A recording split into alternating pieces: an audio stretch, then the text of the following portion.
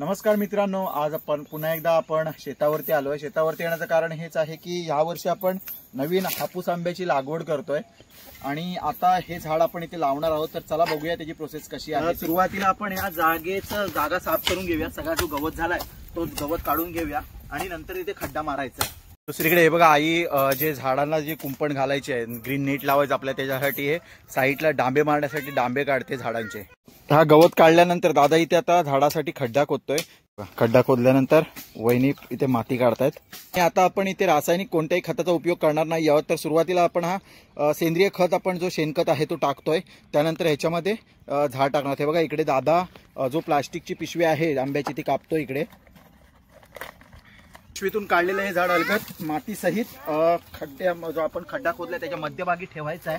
हे बघा, आणि त्यानंतर साईडनी माती टाकून घ्यायचं आहे। अशा पद्धतीने झाडाची आपण लागवड करतो।